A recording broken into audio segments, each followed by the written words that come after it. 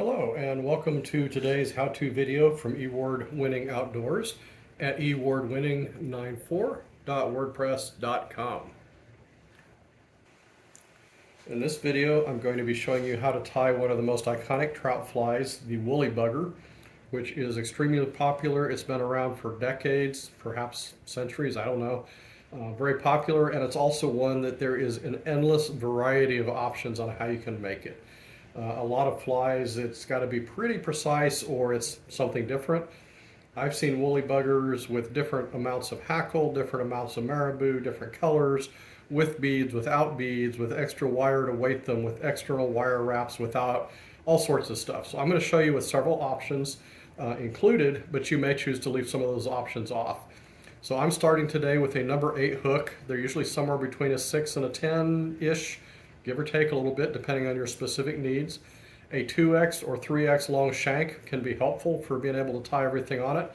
And I've already got a bead on it. I put the bead on ahead of time because it takes a little bit for me to actually get that lined up, and you definitely don't want to sit there and watch me fiddling with the bead.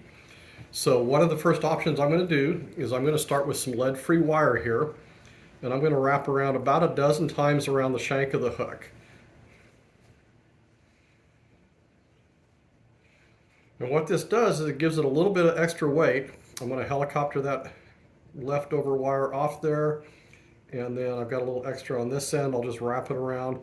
That gives it a little extra weight because one thing you want to do with the bugger is to get down deep where the fish are. It's designed to be a sinking fly. You want it to get down low so that the fish are typically, when you're fishing with this, they're feeding below the surface somewhere. When I started fly fishing, I thought anything that wasn't a dry fly wasn't really fly fishing, but as it turns out, most of the trout aren't on the surface most of the time. So if you want to catch them, you need to get down where they're at.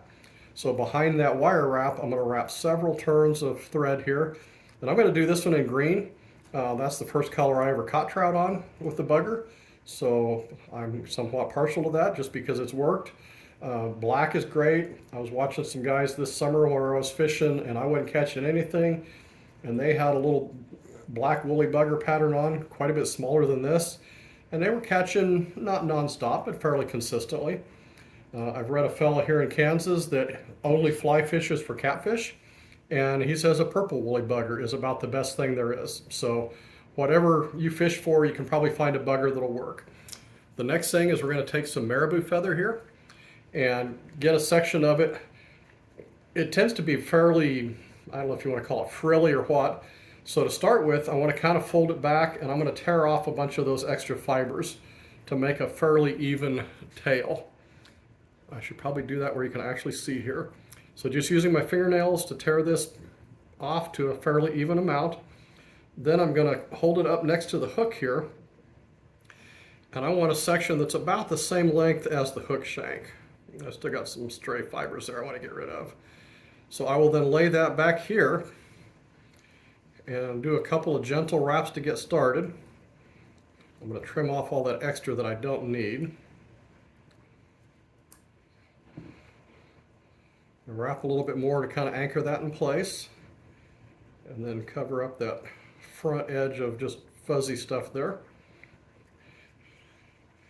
Then I'm going to go back where I was. I'm going to do a couple things. I already put some lead wire on it for weight, but I'm going to add a little bit of other wire here that will be a reinforcement later. So I'm going to just lay that there and do a couple wraps to kind of hold it in place. And then I'm going to get my chenille here. And again, I'm doing this one in mostly green, so I have some green chenille. I'm going to lay that next to the hook. And it really helps if you can kind of wet those fibers down and just keep them out of your way.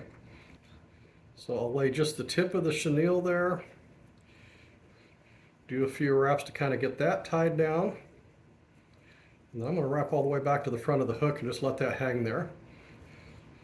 I'll take my chenille, and I want to do some pretty even wraps, and the goal is to make it a fairly untapered, just even body back up to the front. So that's about as far as that's going to go. I'll do a wrap or two just to hold that. Then I'll snip it. Then I'm going to get some hackle here, And this hackle feather has a whole bunch of extra fuzzy stuff here that I don't need. So I'm going to kind of tear a little bit just to expose the stem there.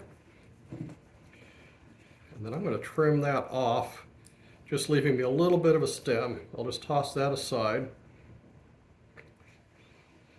Do a couple wraps to hold that. And trim off the extra of the stem. And at this point, the hackle wraps don't have to be real precise. In fact, most of the time you'll find like a couple of them right near the front. And this hackle may be a little long. You usually want it just a little bigger than the gap of the hook, and this is probably a little large, but that's okay for demo. And then you're going to do kind of wide open wraps. You're not trying to wrap all the way side to side. When I get back here, I'm going to hold it, and I've got this wire that I already tied in, but I just left it hanging. So I'm going to use that wire to wrap around and actually secure that in place. So that will tie the end of that hackle feather down. And then I'm going to do kind of some wide wraps and kind of just wiggle it down in between those hackle fibers there. And this does a couple things. It gives a little bit of flash to the body, kind of gives it that gold, and it gives it almost a segmented look. If you want it to look like a bug with separate body parts, it also is wrapping the opposite direction around all that hackle, which provides some reinforcement to it. So if you do get into weeds or rocks, or you get into really aggressive toothy fish or whatever, that'll help keep it from breaking loose on you. So again, I'm going to moisten my fingers and kind of pull back that hackle.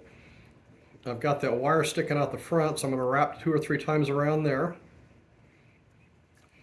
Still got a little of the stump of that hackle stem there, so I'm going to trim that off and get it out of the way. Okay, I've got that kind of secured. I can helicopter that wire off, just twist it around several times and it'll break right where it's tied in place. There we go. Beginning to think it wasn't going to cooperate.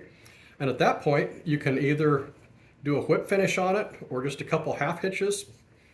Try not to trap your hackle fibers in there like I just did. So I'm going to moisten them and pull them back again. Keep them out of the way. Do a couple half hitches there to help tie that in place. At least 2, 3 or 4 doesn't hurt. Right behind the bead there. I'm going to snip off my extra tying thread. I'm going to snip off the extra end of the hackle that I've got there. And then I'm going to put a drop of head cement right behind that bead there. That'll help to glue everything together, keep it from coming loose. I'm going to put a drop right back here at the back end as well, so none of that pulls apart on that end. And with that, like I say, my hackle's a little bit longer than what I probably would have used on this, but it works well for demonstration purposes. And this is one example of one style of a green woolly bugger. One thing I didn't mention that you can certainly do is to skip the bead head. I've seen a lot of them tied with just a thread wrap for a head, do a whip finish on it or whatever. But that's really all there is to tying it. If it doesn't turn out looking exactly the way you think it should have, tie another one. The trout are not picky. I've seen them take some of these. In fact, I had one I was fishing with last summer. I lost a couple. I had a couple that were just flat too heavy for what I was trying to do. And all that was left was probably the ugliest woolly bugger I have ever seen. I was really embarrassed, and I was literally going to throw it in the trash because I really hoped nobody would ever see that I had tied that. But it was the only one left in the size I needed, and it caught several fish. Nasty, ugly thing that was coming apart, and they were still taking it. Obviously, as a matter of pride, as a matter of artistry, we like to tie beautiful flies, but the trout really don't care. So give it a try. Try it with and without beads. Try it with and without that outside wrap. If you find that they're sinking too fast, skip that lead-free wire wrap around the shank of the hook. That gives us some extra weight, so especially if you're, say, fishing in a current where it's going to want to tend to come to the surface, you may want to add a little weight. If you're fishing in still water, you may not want quite so much. So great fly, pretty simple to tie, and an endless variety of ways you can adjust it to suit your personal preference and needs and whatever kind of fish you're fishing for. So click the like button down below if you would. If you like what you see and you'd like to see some more, hit that subscribe button so you don't miss out on anything I post. And either way, happy fishing, and I appreciate you watching. Talk to you next time.